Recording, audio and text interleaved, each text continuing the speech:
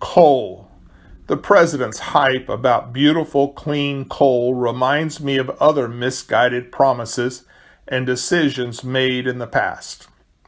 I know he's playing to his base and trying to garner votes, but surely he is more intelligent than those comments would allow.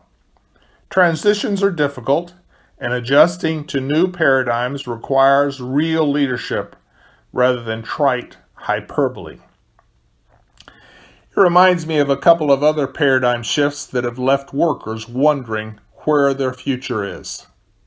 About 100 years ago, the world was moving away from the horse and buggy and had begun embracing a future with a horseless carriage, a car.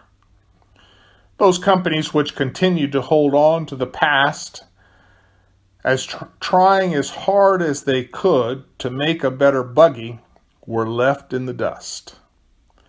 It was those companies which transitioned from making buggies to thinking of themselves as carriage designers, like Cadillac, that began creating a future for themselves. They embraced their past and used it as a springboard for the future. They even immortalized it in the logo of a carriage, which each new car carried as it made its way down the assembly line. We find the same scenario some 50 years later in Switzerland.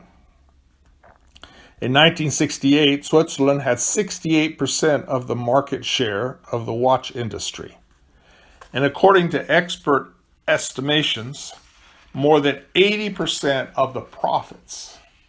Yet just 10 years later, their market share had fallen below 10%, and in the ensuing 3 years, they had to release 50,000 of their 65,000 watch workers. Today, Japan dominates the world of watchmaking. In 1968, Japan had virtually no market share. The Swiss watch industry was put back to zero by a paradigm shift. The quartz movement watch, totally electronic, 1,000 times more accurate than the mechanical watches it replaced, battery powered, all new rules.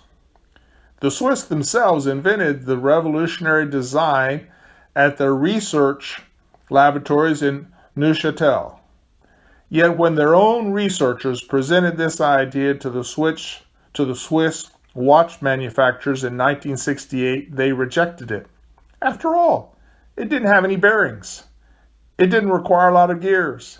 It didn't even have a mainspring. It had none of the marvelous mechanical complexities the Swiss were so good at. Therefore, it couldn't possibly be the future of watches. So confident were the Swiss manufacturers in that conclusion that they didn't even bother to protect the idea. Later that year, the researchers displayed that watch for all to see at the World Watch Congress. Seiko of Japan walked past, took one look, and the rest is history.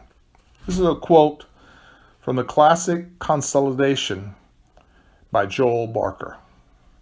Coal still has its uses, and some may find it beautiful, but I don't know anyone except the president who would call it clean. The world is moving on, and unless we move on, we will suffer the same disastrous results which overcame the buggy and the Swiss watch industry. Others will not only take our jobs, but our future as well.